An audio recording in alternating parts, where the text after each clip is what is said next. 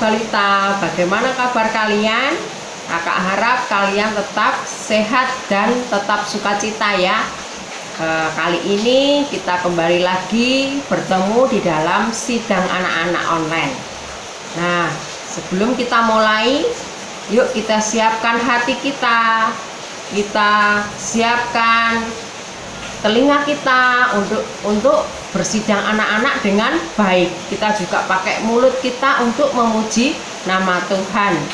Yuk adik-adik, sebelum kita mulai sidang anak-anak kali ini, kita berdoa terlebih dahulu. Kita lipat tangan kita berdoa pada Tuhan. Terima kasih Tuhan Yesus atas kesempatan kali ini kami bisa datang kepadamu melalui setiap sidang anak-anak online ini.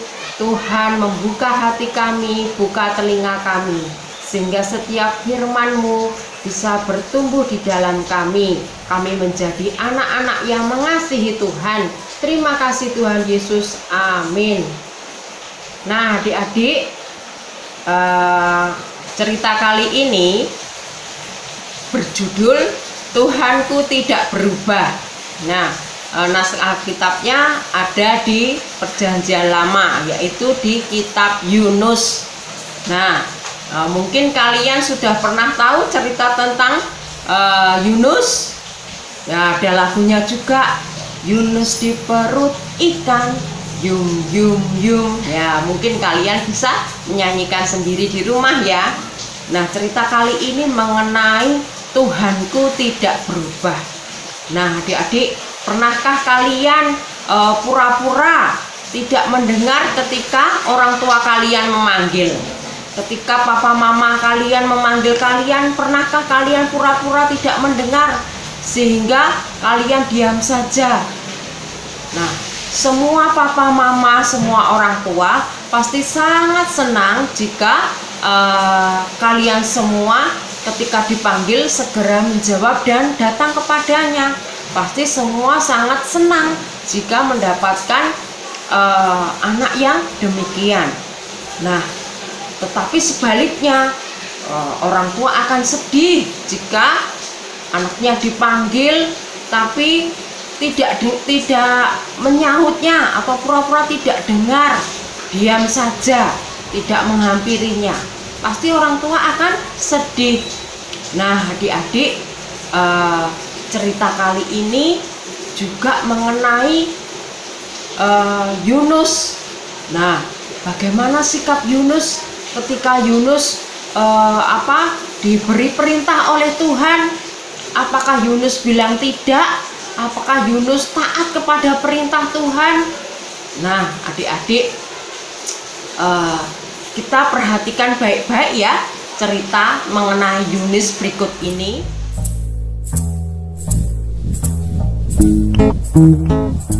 Allah memiliki pekerjaan untuk Yunus, tetapi Yunus sebaliknya tidak menginginkannya. Allah mengutus Yunus untuk pergi ke suatu tempat bernama Niniwe, dan Allah ingin agar Yunus mengatakan bahwa Allah mencintai orang-orang Niniwe. Tetapi Yunus tidak mau melakukannya, karena menurut Yunus orang-orang Niniwe itu jahat dan mereka suka melakukan banyak kejahatan. Allah tahu apa yang dikatakan Yunus itu memang benar. Orang-orang Niniwe telah menjauh dari Allah, tetapi Allah masih sangat mengasihi mereka.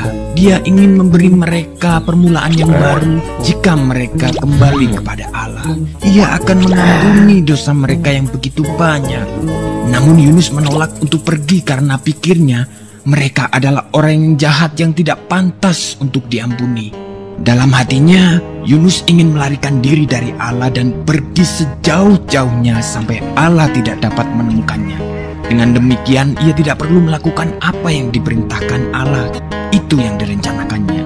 Tapi tentu saja itu bukan rencana yang baik, sebab merupakan rencana yang konyol karena dia bisa melarikan diri dari Allah, tetapi Allah akan selalu dapat mencari dan menemukannya. Meskipun demikian, Yunus tetap melaksanakan rencananya yang tidak baik. Ia tidak membeli tiket ke Niniwe, tapi ke tujuan lain. Perahu yang dinaiki Yunus berlayar ke arah yang sangat berlawanan dengan Niniwe. Nah, Tak lama kemudian angin bertiup kencang, perahu pun mulai terombang-ambing dan semua orang mulai menjadi pucat pasi. Mereka takut. Yunus duduk tegak di tempat tidurnya. Lihatlah, masalah pertama dengan rencana Yunus yang tidak baik itu, Allah mengirimkan badai besar untuk mengejarnya. Para pelaut berteriak ketakutan saat perahu hendak tenggelam.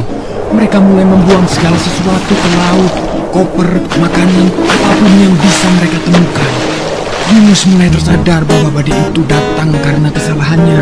Ia meminta para pelaut untuk melemparkannya ke dalam laut agar badai berhenti. Mendengar itu, para pelaut merasa tidak yakin. Yunus bersikeras bahwa itu satu-satunya cara agar mereka bisa selamat. Tak lama setelah Yunus menghantam air, gelombang laut pun menjadi tenang. Angin mereda dan badai berhenti. Saat itu Yunus menganggap semuanya telah berakhir. Dia tahu bahwa dia pasti akan tenggelam.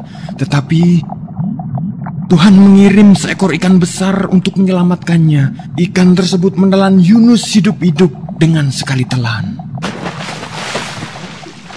Dalam kegelapan yang seperti kuburan itu, dia mencium bau busuk makanan dan merasa rumput laut yang berlendir.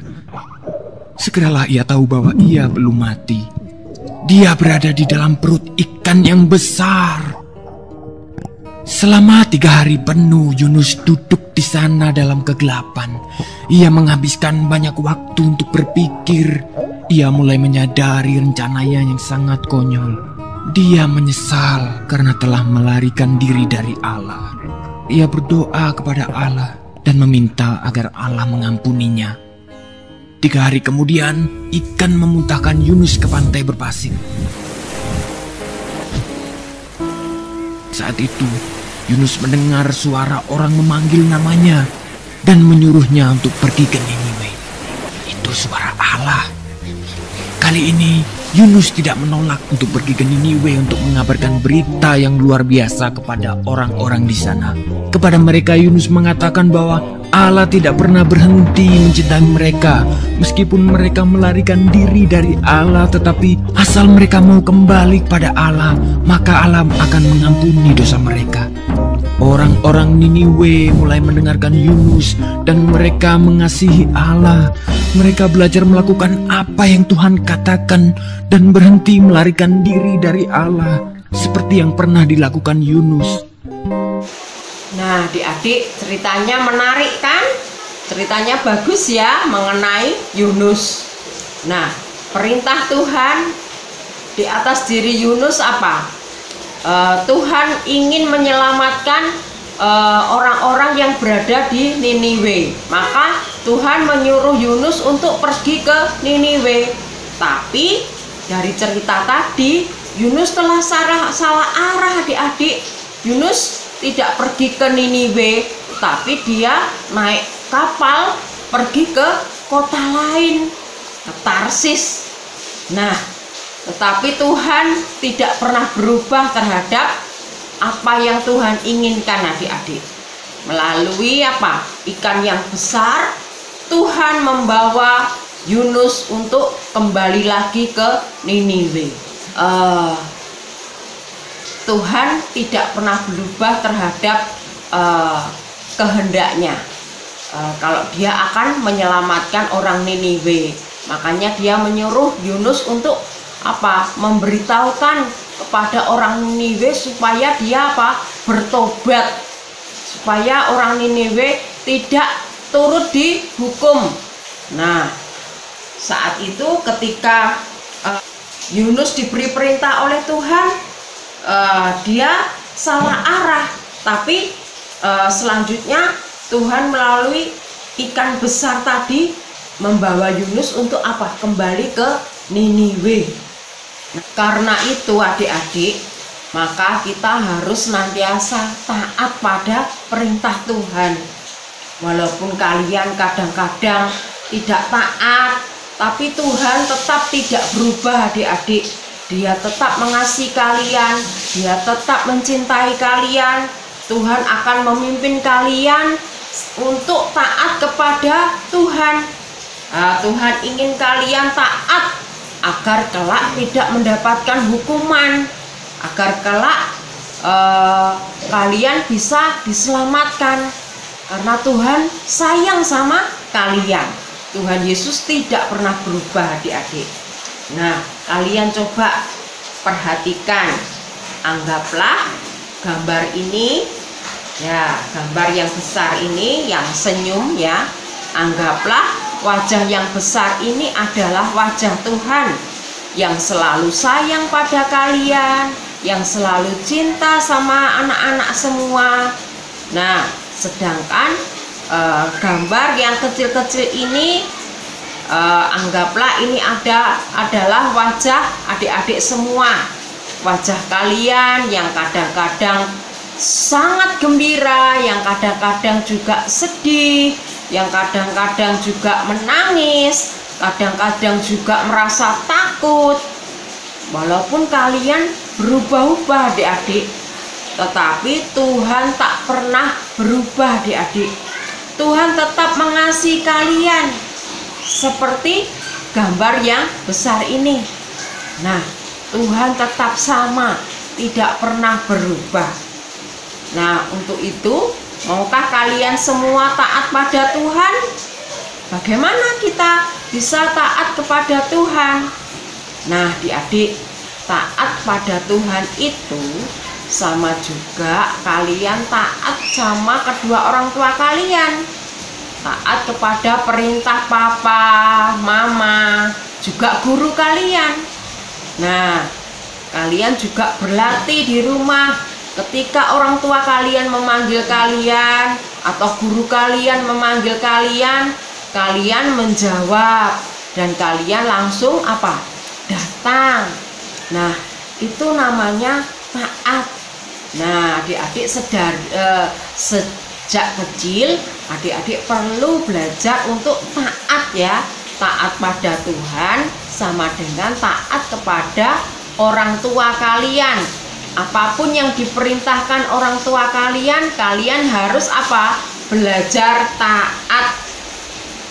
Nah, adik-adik, jangan sampai seperti Yunus tadi yang tidak taat. Akhirnya Tuhan memberikan situasi yang mungkin sangat menakutkan, tapi semuanya itu membuat kita itu untuk bisa taat kepada Tuhan.